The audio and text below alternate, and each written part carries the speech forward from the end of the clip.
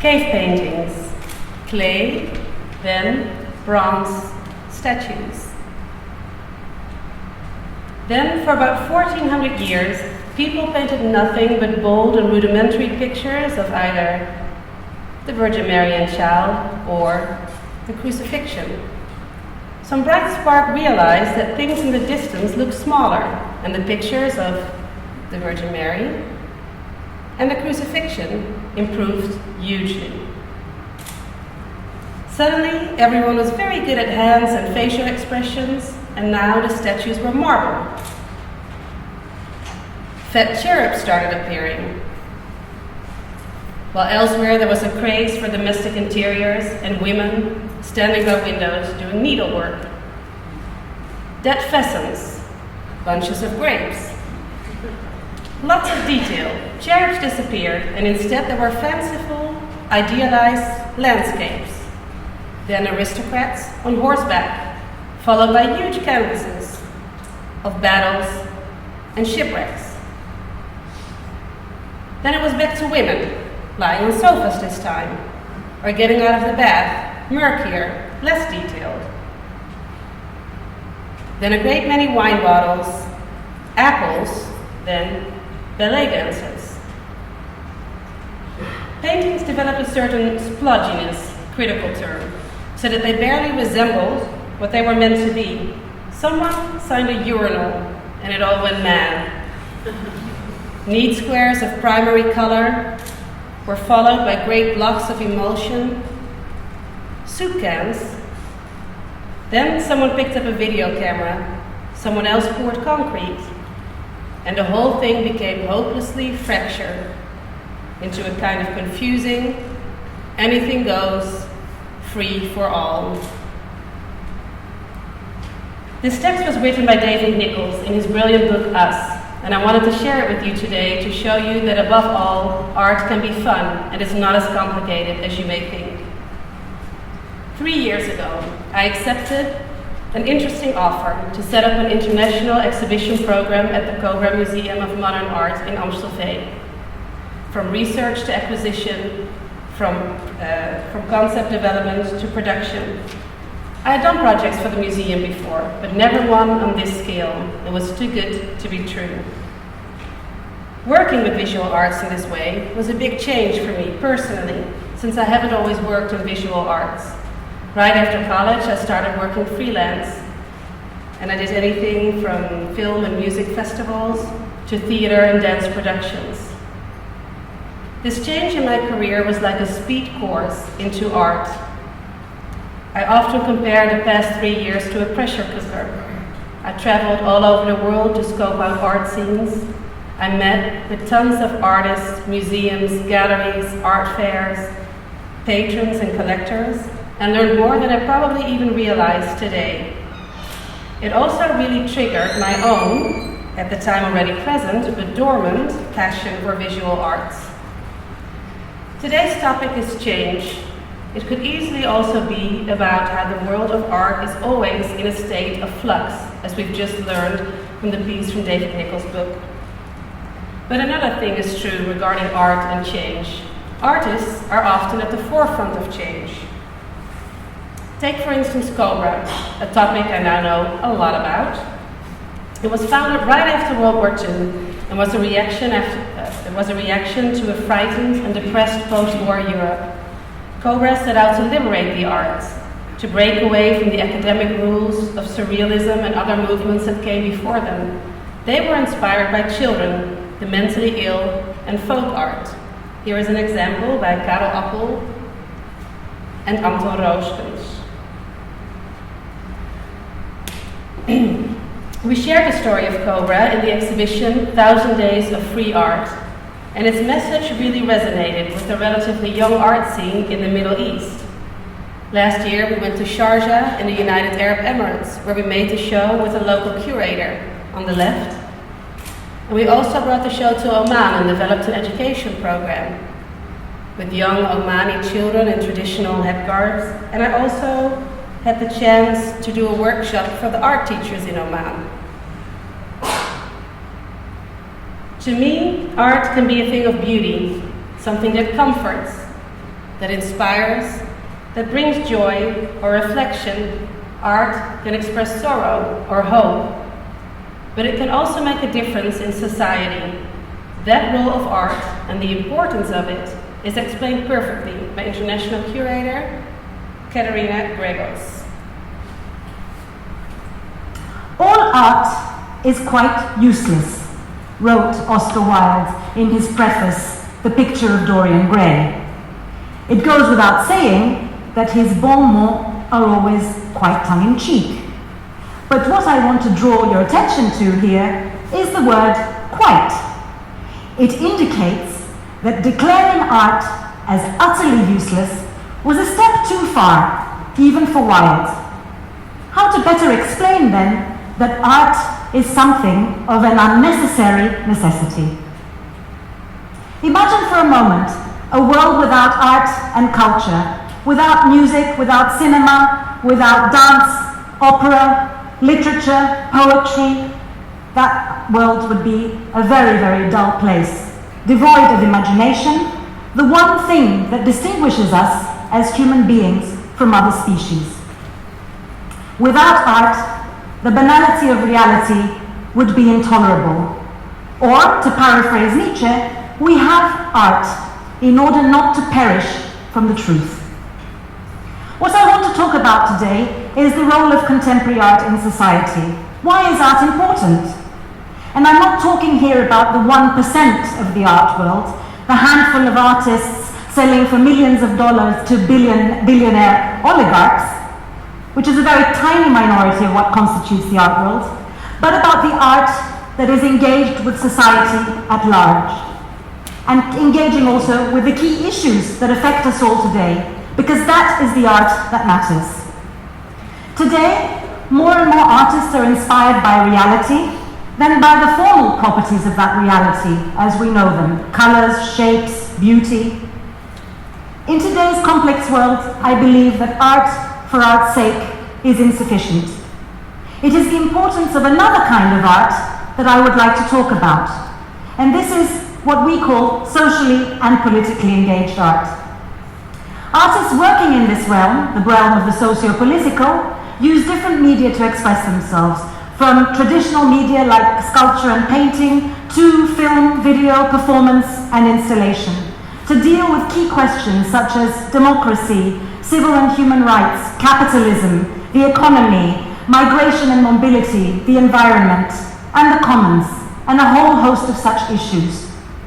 They strive to provide a counterpoint to the prevailing images of power and also to the stereotypes that are fed to us by the media.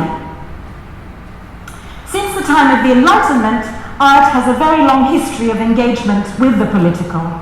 Art is in a sense political, as it is about a person's views and freedom to act, freedom to express themselves. So art is always about taking a position. So art is a thing of beauty, but also an agent of change. But that's not what I came to talk about today.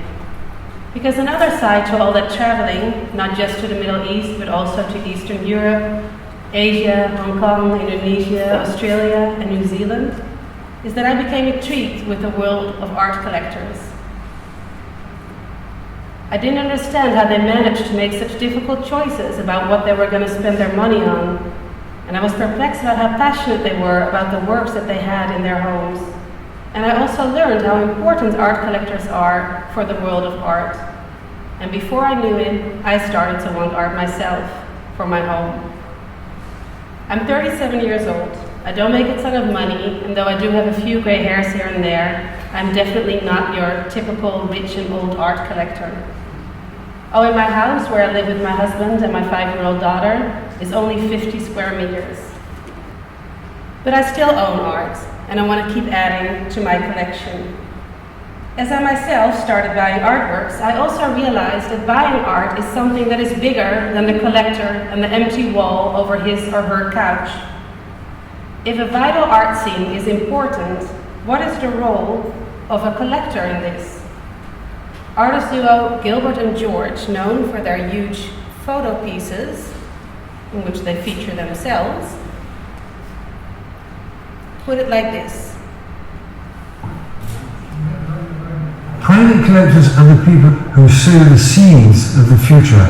If you didn't have private collectors, there wouldn't be any museums. It's the private collectors who lead the way for public collectors. In collection, they are they are very good for art if you can say yes or no, but if you can have a spirit, a new spirit in art. The museums come much later. They only buy you when we are really dead.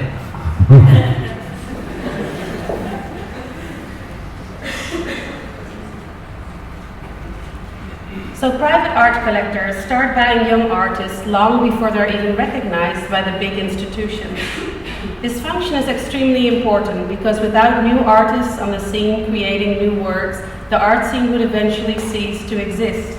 The support of collectors for young artists prevents that from happening. Besides that, young artists are often experimenting with materials and methods and creating new types of art, changing the art world one artwork at a time.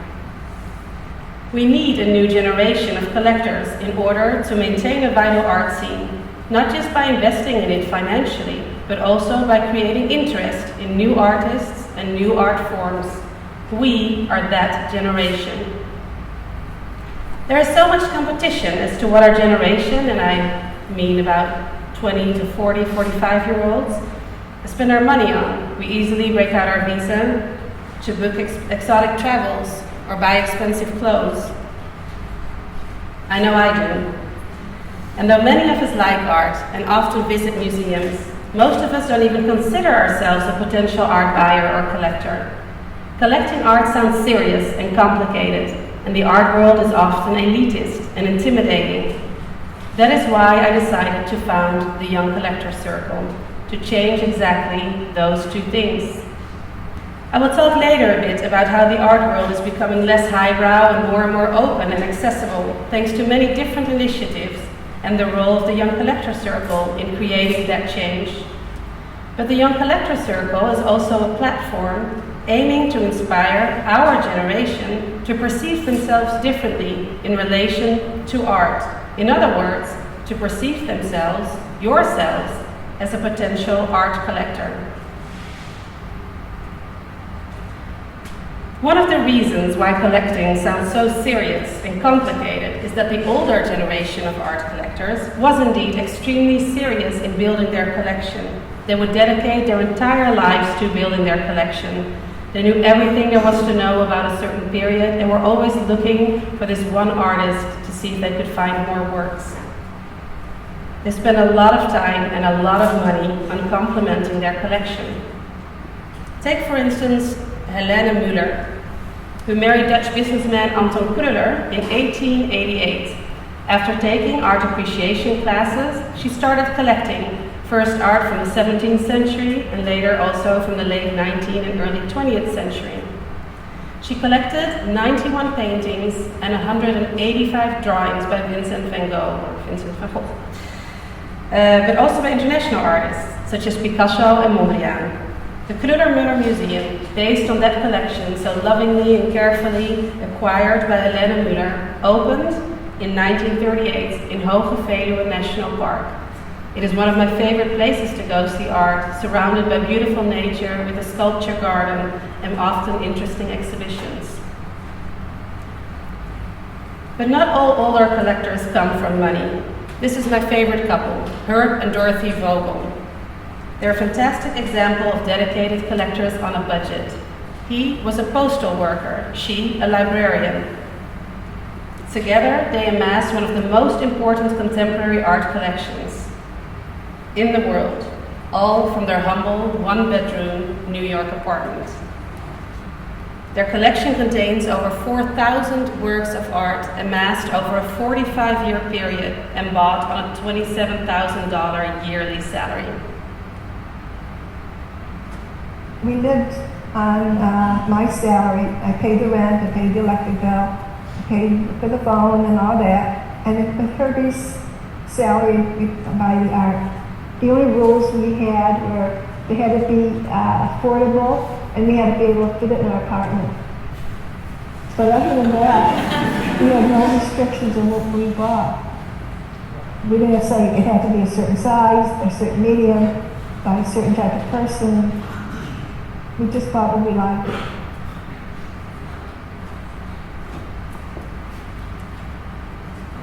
The Vogels were completely dedicated to collecting art. They never traveled and ate TV dinners in order to save money to buy more art. Take, for instance, the way they celebrated their engagement. They purchased one of Pablo Picasso's ceramic vases together. What I love about these collectors is their passion and love for the arts, but there's definitely a new generation now, a generation that wants it all. Michelin dinners, exotic travels, and also a wall full of original, inspiring artworks that reflect their taste, their beliefs, and their values. This new type of collector is not limited by geographical and historical boundaries or dedicated to single artists or specific movements. The new collector mixes and matches periods, media, styles, and high and low art. He or she is an eclectic collector and collects right through the history of art. The new collector also collects globally. Art from around the world made possible by the availability of art online, but also international art fairs and traveling. The new type of collector buys based on his or her gut feelings and doesn't have to or want to make time to visit gallery openings every weekend or read big books about art. However, this new way of collecting does involve high standards regarding quality and value.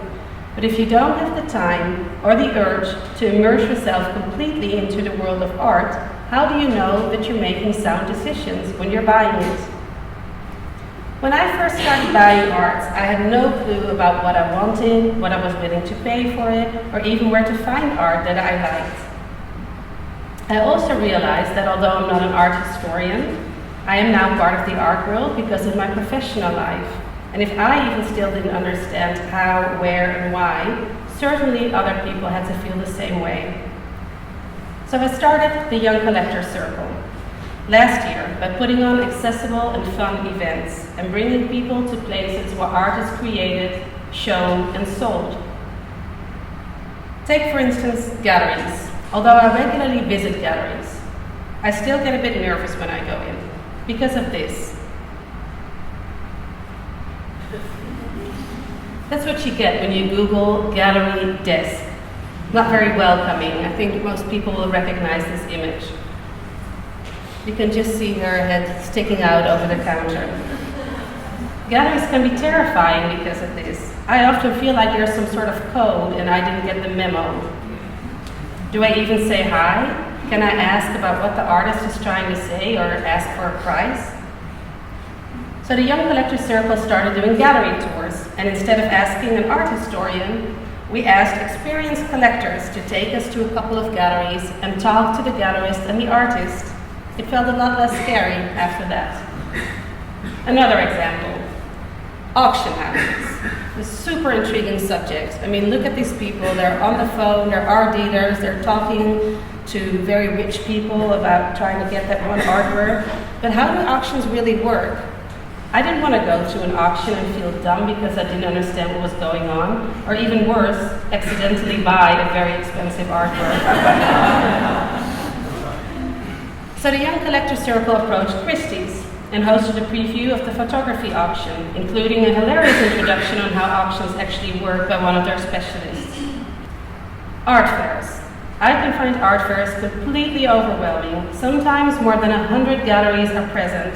And if you take a look at all the art on display, it would take you at least a full day. How on earth would I know which galleries I wanted to see and I would like? So we went to Unseen and asked the curator from here, from FRAEM, Sipora, to show some of the works that she found interesting and to talk to artists and galleries with us. And some of our group went home that day being the proud new owner of a brand new artwork. And I have to admit that I was also one of them. So by doing this, I wanted to sort of unlock the art scene for people who did not yet know they were going to be a collector, or for people that were interested in buying art but didn't know how, like myself. I also wanted to inspire the people that sold art to be more open and less scary, while inspiring my peers to be open to the idea of buying art. After a trial run of a few events, I knew I was onto something. There was so much interest to partake in these events that we picked it up a notch. We now have a bi-monthly salon at the Hoxton, where we talk about buying art from the perspective of a young artist, a young collector, and also a gallery owner or fair programmer. We do monthly events at fairs, such as Unfair this month and Amsterdam Art Fair next month, or visits to private or corporate collections, or artist studios. We started sending out a monthly newsletter with tips and tricks we picked up during our salons and events, with news about art and collecting and other relevant information. We are developing a fantastic program for the fall, including masterclasses, workshops, collection courses, and tons more salons and events to cater to even more young or starting collectors. The goal of all our events is to inspire people to collect, but also to inform them on how to collect, how to discover what it is you love, how to find out what the artist is trying to say, and how to figure out if a price is reasonable. So how do you start your own collection? I would love to share just a few insider tips that I've picked up over the past years. One of my favorite ones is using Instagram. Many of you probably have an account, but I use mine to collect art digitally. I take pictures of any artwork that I like, whether it's a 10 million euro piece at a museum or something I see on the street. By doing this, I can sort of see what the type of artist I'm interested in, if there's a common theme or a recurring subject. For a while there, I was really into what I like to call vulnerable women, as you can see on the top. Lots of pastels and beiges. I grew out of it a little bit, and I'm now more into harsher things, dead birds and old men. It's a great way to keep track of your evolving taste. I sincerely believe that every time you look at art, even though you may not understand it, or you may not even have an opinion on it, or you may not even like it at the time, you learn something. Not necessarily about art in general, or that specific work or artist, but at least about your own taste. So the best way to know what you love is to see a lot of art. And of course you can visit museums and galleries, and that's very important when you have time. But you can also subscribe to newsletters of galleries that you like, or start following one or a few artists on social media, or checking their website regularly. There is an overwhelming amount of art and artists out there, so start small. You do not have to understand the complete field in one day. A great way to get to know more artists is Patty Morgan, with their slightly ironic slogan, I understand art. Patty Morgan is like an Instagram for artists and galleries, and you can intuitively make your way through it to find stuff that you like. I highly recommend making a profile on their website, it's free, and browse through it to find more interesting artists. Once you start following artists or people that you like, you can start following them and discover lots of other cool pieces of art that they like. It's very addictive. Another great new initiative is FRAEM. It may seem misspelled, but I promise you it's intentional. 2 people tried to correct this talk today, switching the M and the E around. They're actually here today also. They're sitting right here, so if you want to find them after, you should definitely do that. If Patty Morgan is the Instagram of art, FRAEM is Tinder. What you do is you upload a photo of your living room with your empty wall.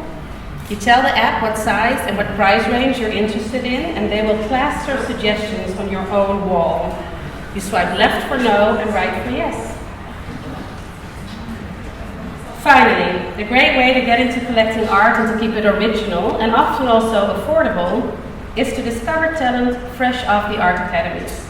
Academies always put on graduation shows to present their graduating artists. But there is also an art fair specifically for young and up-and-coming artists, founded and organized by artists themselves, Unfair.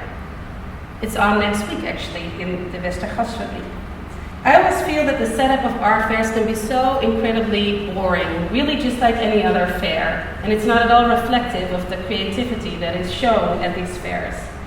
Unfair changes that, and this is a unique preview of what next week is going to look like. They create this sort of maze so you can go on a discovery expedition on many different levels. So these initiatives, as well as the Young Collector Circle, try to change the art world just a little bit and I, for one, am happy to be part of these changes. I also hope I maybe change some of your minds about what an art collector looks like, and maybe even inspired you to start your own collection. Because as an older collector once told me, the artworks I've collected are like wallpaper torn from my heart. A bit dramatic, I admit, but I also often compare finding that one artwork that you really love to getting a major crush. And that is, as we all know, the best feeling in the world. Thank you.